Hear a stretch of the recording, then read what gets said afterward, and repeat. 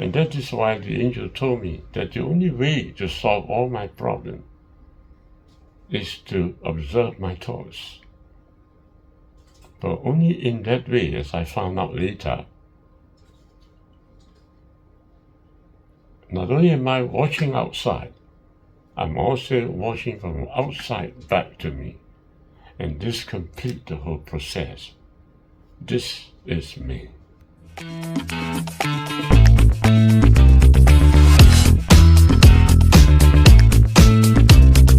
I'm recording another person's clip, but it's so important that we read that. And the reason is because there's this doctor who says that he could regress people. And in that regression, he noticed that when he hypnotized them and bring them across a different lifetime, the migraine is solved. So the question in my mind is that, which I'm trying to help you to explore, is that indeed it is true that all forms of diseases is merely a space-time disease. You just have to get into another space-time and you're healed. I had a young boy, 13 years old, with migraines. And this is a 13-year-old boy. He doesn't understand reincarnation. He just knows that every 3 weeks he's off school for several days with these agonizing headaches. We worked through all 8 past lives in that one session. His migraines were completely cured. People would think all this past life stuff is all nonsense and it's a bit weird and it's full of new agey things. No, this is serious therapy. So notice very powerfully, the boy was healed. But, you, being a religious person, if you are, gosh, you have a problem. Because in your religion, you are told that there's no such thing as reincarnation. You believe by a book that this is the only life and that you'll be judged after this life. Wow. Your belief creates a serious impact upon your life scope. But then there are other beliefs, right? Yeah, there are other beliefs.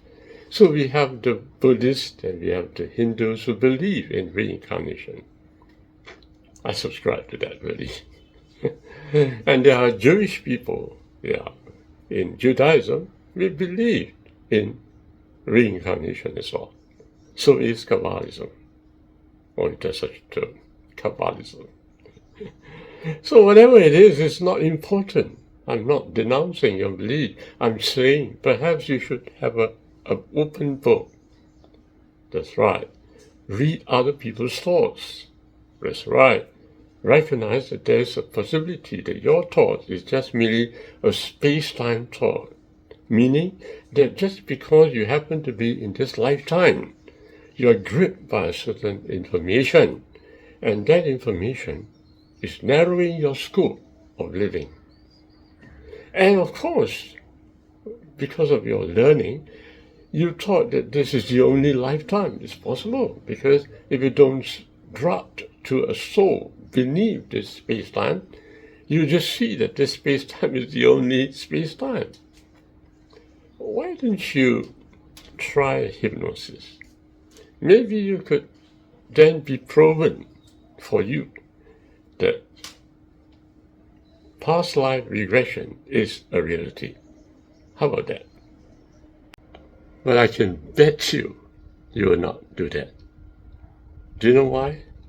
Because we don't want to be told that we are wrong. Never.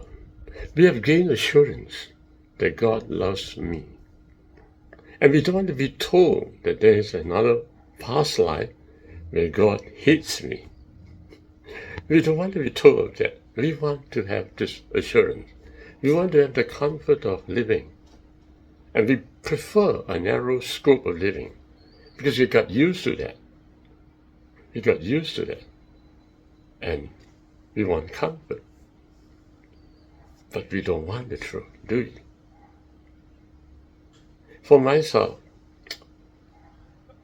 I'm willing to cancel whatever religion that I had. and enter into a new place. If it wasn't for a near-death experience that took place in my life, if it wasn't for a regression, I would never know that there is such a thing as a past life. I would never believe that there is such a thing as a space-time warp. That somehow my identity is space-time. And when this space-time changes into another place, I would believe differently. Definitely. And there are space-times in which we might be engaging where a disease is found. And if you are stuck to that space-time, oh God, it's painful. But whatever it is, you have a right to alter that space-time. That's right. You have a right to do that. And that's what I believe. I have a right to alter my space-time. I have a right to regress on my own.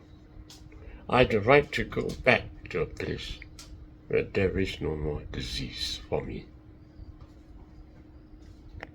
What I'm trying to emphasize is that I am cannot die. When a person is born fully with all the yin and yang balance, right from the nullification in between, is born the true observer, and he sees the world. But the space-time which is open can be any space-time that you have been before.